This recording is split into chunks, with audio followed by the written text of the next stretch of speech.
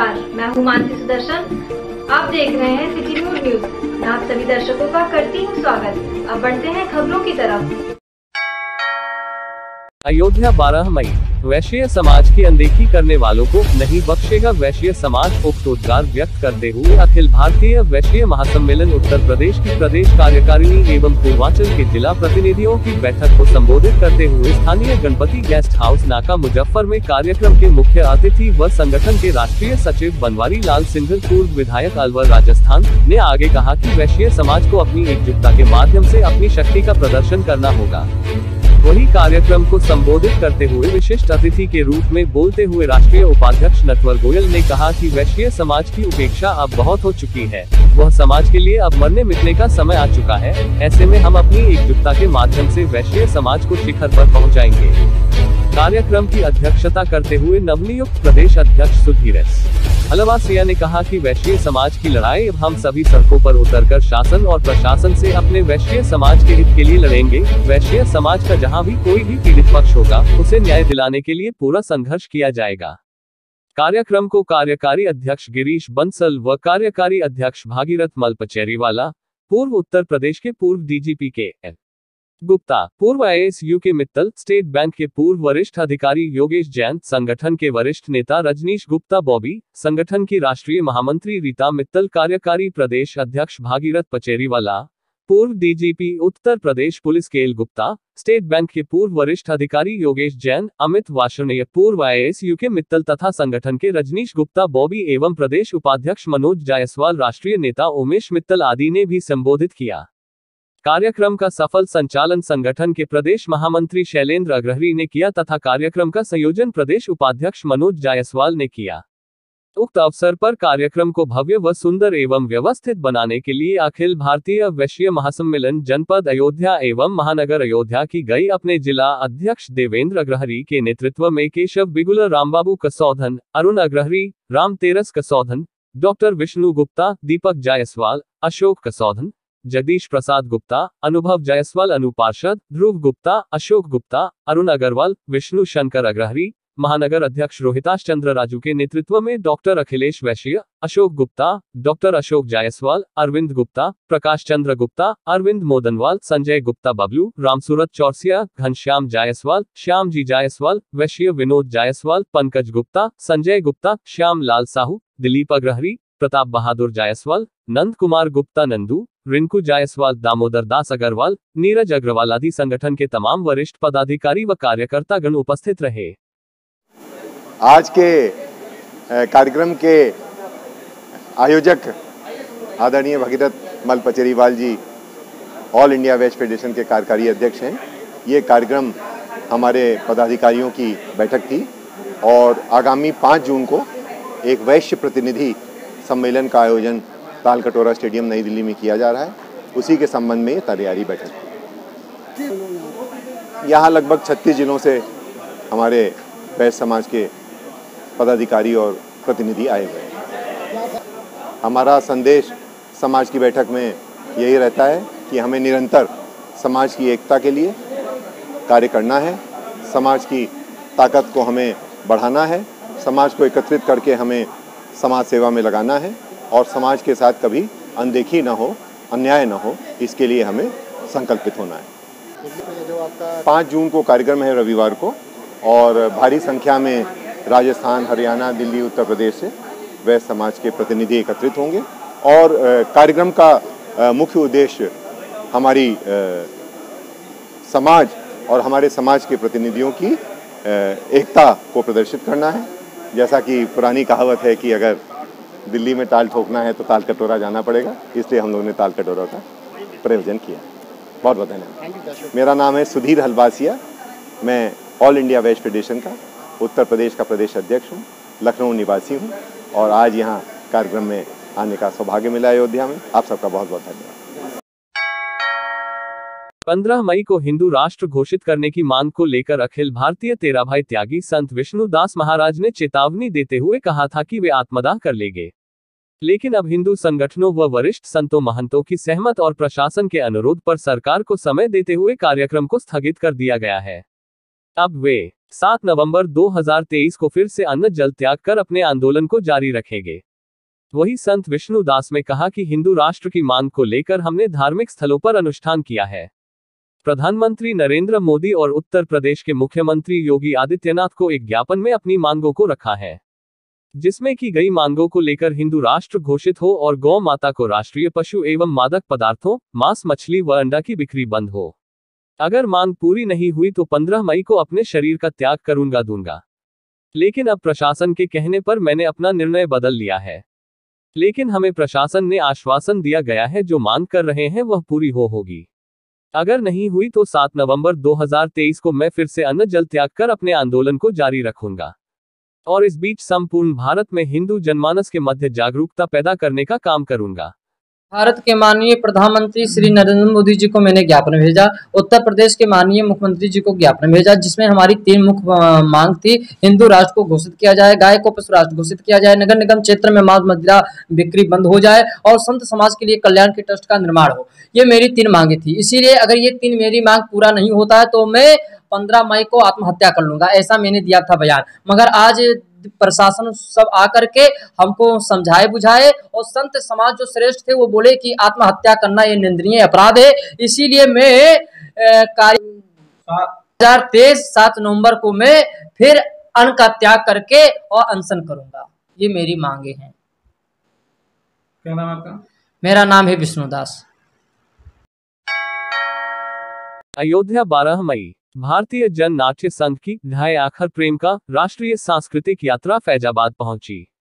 यात्रियों का स्थानीय इकाई द्वारा स्वागत किया गया। यात्रा में शामिल लोगों ने स्थानीय प्रेस क्लब में जनगीत प्रस्तुत किया। यात्रा के अगुवा इप्टा के राष्ट्रीय महासचिव राकेश ने यात्रा के उद्देश्यों पर प्रकाश डालते हुए कहा कि मौजूदा समय में जिस प्रकार नफरत का वातावरण बनाया जा रहा है उसमें इस तरह से सांस्कृतिक कार्यक्रमों के माध्यम से बेहतर समाज बनाने में सहायता मिलेगी।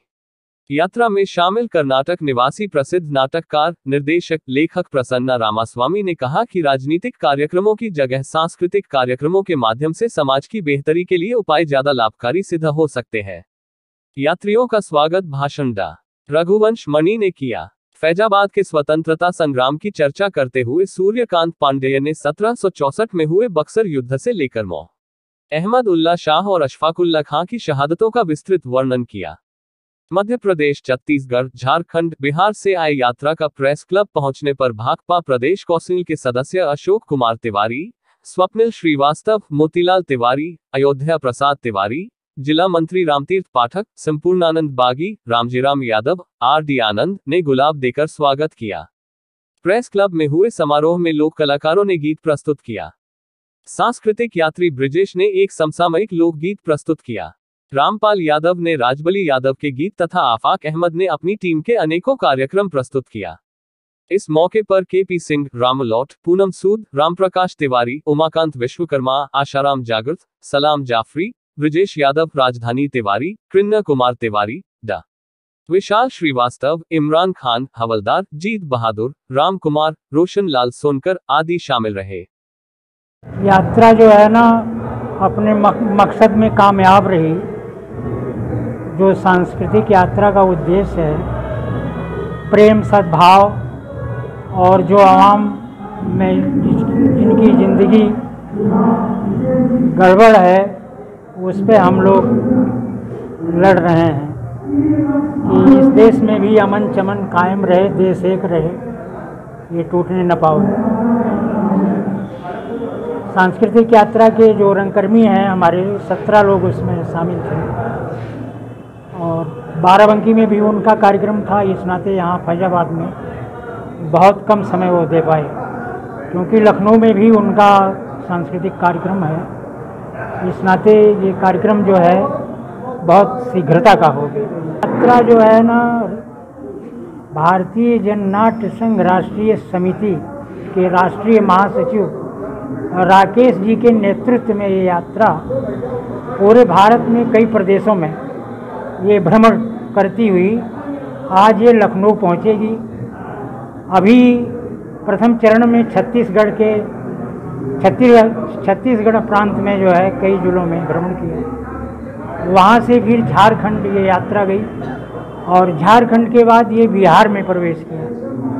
बिहार से उत्तर प्रदेश में बनारस में 10 मई को यात्रा प्रवेश किया। बनारस में अच्छा कार्यक्रम उन्होंने किया, बहुत वहाँ पे जन समुदाय इकट्ठा था। ये यात्रा करने का सद्भाव, देश एक रहे, भाईचारा बना रहे, इसका नाम पर बता। मैं जिला अध्यक्ष इप्टा फैजाबाद, अयोध्या प्रसाद तिवारी। अयोध्या के गोला घाट स्थित सद्गुरु सदन बगिया वाले बाबा मंदिर में श्री स्वामी रामवल्लभा शरण महाराज की 70वीं पुण्यतिथि हर वर्ष की तरह इस वर्ष भी बड़ी धूमधाम से मनाई गई। इस पुण्यतिथि के अवसर पर वार्षिक भंडारा किया जाता है, जिसमें अयोध्या के संत महंत व श्रद्धालु सम्मिलित हुए और बगिया वाले बाबा स्वामी रामवल्लभा शरण महाराज की प्रतिमा पर पुष्पांजलि अर्पित कर नमन किया।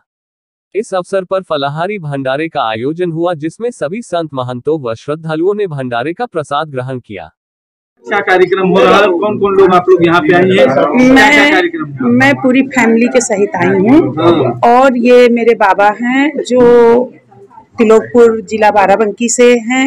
उनकी जन्मभूमि है, हम लोग जन्मभूमि से आए हैं और ये उनकी 70वीं वो है पुण्यतिथि, जिसमें भंडारे का भी आयोजन किया गया और सब अच्छा और ईश्वर मतलब उन्होंने उनका आशीर्वाद हम लोगों पे बना है और साथ में आप लोगों का भी बना रहे। सब अच्छा है, बहुत अच्छा हुआ, बहुत अच्छे से सब किया गया, सब मिलाया गया, सब लोगों ने मतलब अच्छा लगा देख के कि मेरे बाबा का आज भी मान सम्मान हो रहा, सब चीज अच्छी हो रही है। मेरा नाम अर्चना मिश्रा, मैं लखनऊ STF से हूँ। वार्षिक भंडारा है श्री सगोसना गोला हाट में जो संस्थापक थे श्री स्वामी रामवल्लभा शरण जी महाराज, उनका आज पुण्यतिथि है और उसमें जो सम्मिलित सब साधु संत लोग सम्मिलित हुए, सारे महान सम्मिलित हुए हैं, जैसे दिगंबर खड़ा के महान जी, छोटी छावनी के महान जी और सारे लोग यहाँ आए हैं। सब लोग बाइक चले गए हैं। अभी जो है अयोध्या के किलाधीश जी हैं और जितने हमारे इसका चाहे के जो है गद्दी नसीन लोग हैं, सभी लोग यहाँ आए हैं। कौन से पुण्यतिथि आप मना रहे हैं?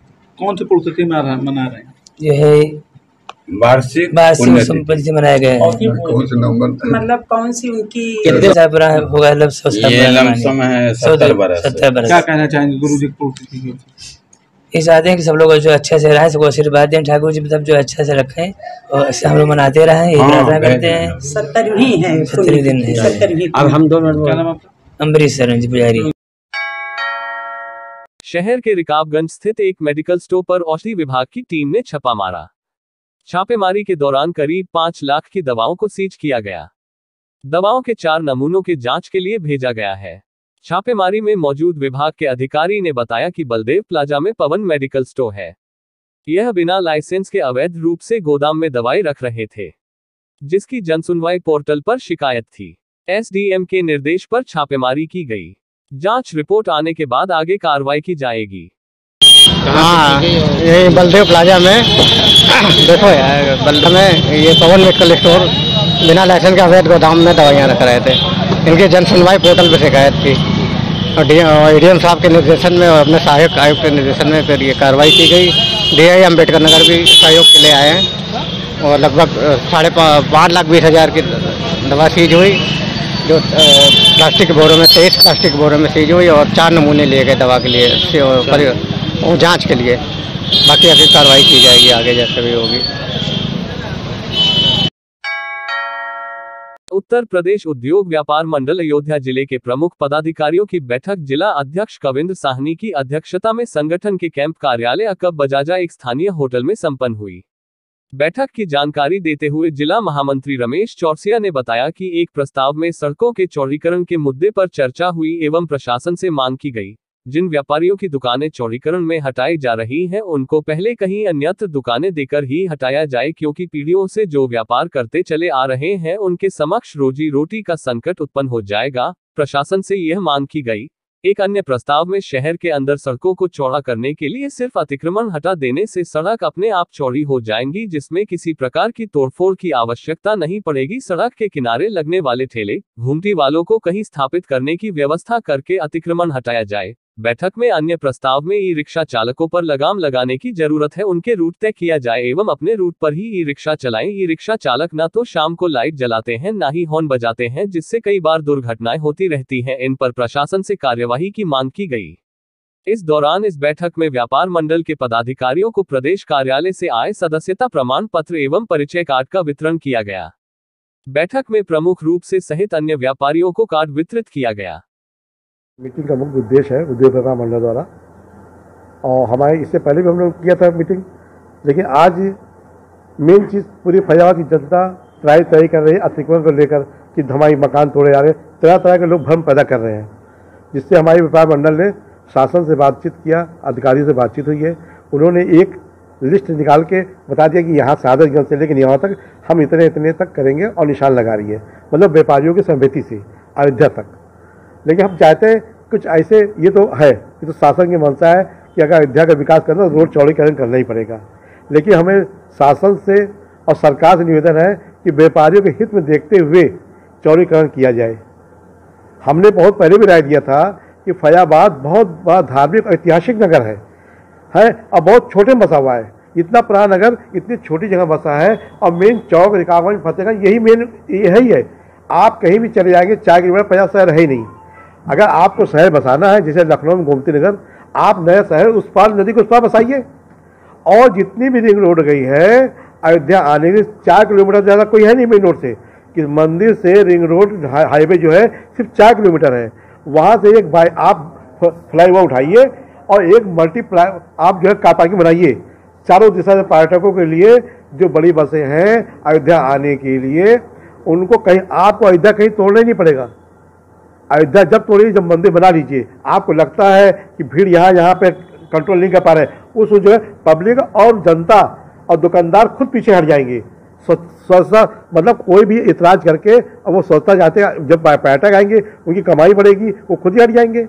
और रही आप विकास विभाग के, आप करेंगे कंट्रोल कैसे करेंगे? कंट्रोल करने का व्यापार, आप व्यापारियों से राय लीजिए। हमने राय देते हैं, कुछ लोग और व्यापारी हैं वो अलग राय देते हैं।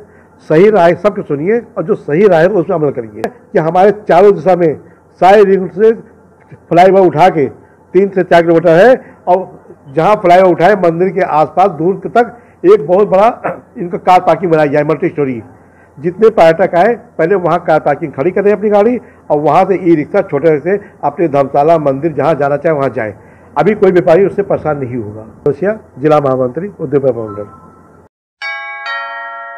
मनसे प्रमुख राज ठाकरे के अयोध्या आने को लेकर विरोध में उतरे कैसरगंज के सांसद बृजभूषण शरण सिंह अयोध्या संतों के साथ मुलाकात कर आंदोलन की रणनीति तैयार कर रहे। सांसद बृजभूषण शरण सिंह ने कहा कि 5 जून से पहले अयोध्या में लाखों समर्थक आने को तैयार है, और अयोध्या में भी संतों का भी समर्थन हमें मिल रहा है। सांसद बृजभूषण शरण सिंह ने कहा कि इस देश पर जब जब संकट आया है तब संतों ने ही देश की रक्षा की है, लेकिन दुर्भाग्य की लोग यह मानकर चलते हैं कि अब सब कुछ राजनीतिक व्यक्तियों के हाथ में है, उन्हीं को ताकतवर मान लिए हैं। उन्होंने कहा कि जब मुसलमानों का इस देश पर क्रूर आक्रमण हुआ था, जब तक यह लोग किसी को तंग नहीं किए तब तक इस देश को किसी से दिक्कत नहीं हुई। मुगल शासक आए, मंगोल व अन्य लोग आए, लेकिन दिक्कत उस समय हुई जब जोर जबरदस्ती किया। उन्होंने कहा कि हनुमान जी के मंदिर सबसे ज्यादा गांव उस समय बने जब मुगलों का अत्याचार चरम पर था। अपने हिंदू धर्म को बचाने के लिए इस मंदिर को बनाया गया, और बताया कि यह अखाड़े भी देश की रक्षा करने के लिए बनाए गए थे। तो वही कहा कि हम अयोध्या के उत्तर दिशा के रक्षक हैं। अयोध्या हम लोगों की है, हम वहां के पहरेदार हैं, और आज हम निकले हैं संत महात्माओं से मिल रहे हैं। दरअसल उत्तर भारतीयों को लेकर ठाकरे परिवार के विरोध में उतरे कैसरगंज सांसद बृजभूषण शरण सिंह अपने आंदोलन को लेकर आज अयोध्या में संतों के दरवाजों पर पहुंचे। राम जन्मभूमि तीर्थ क्षेत्र ट्रस्ट के अध्यक्ष महंत नृत्य गोपाल दास, पूर्व सांसद रामविलास दास वेदांती, राजकुमार दास, तपस्वी छावनी महंत परमहंस दास, हरधाम पीठ के महंत जगत गुरु राम दिनेशाचार्य सहित दर्जनों संतों से मुलाकात की। इस दौरान संतों ने उनके इस मुहिम का समर्थन दे रहे हैं। हम यहाँ पले हैं, बढ़े हैं, बचपन बीता है, वही स्नेह है, वही श्रद्धा है। और मैं तो अपने बाल बच्चों से बोलता हूँ कि अयोध्या मत छोड़ना, अयोध्या मत छोड़ना। हम अयोध्या के रक्षक हैं, वहाँ उत्तर दिशा में फाटक पर बैठे हैं। अयोध्या हम लोगों की है, हम वहाँ पहरेदार हैं। आवाज हम निकले हैं, संत महात्माओं से आज मिलेंगे, कल पूरा दिन मिलेंगे, फिर एक रोज 100-200 लोगों का बैठ करके सामूहिक आशीर्वाद लेंगे। और मैंने तो यहाँ तक कह दिया कि अगर वो उत्तर भारतीयों से नहीं माफ़ी मांग पाता, शर्म लगती है, तो संतों से मांग लो।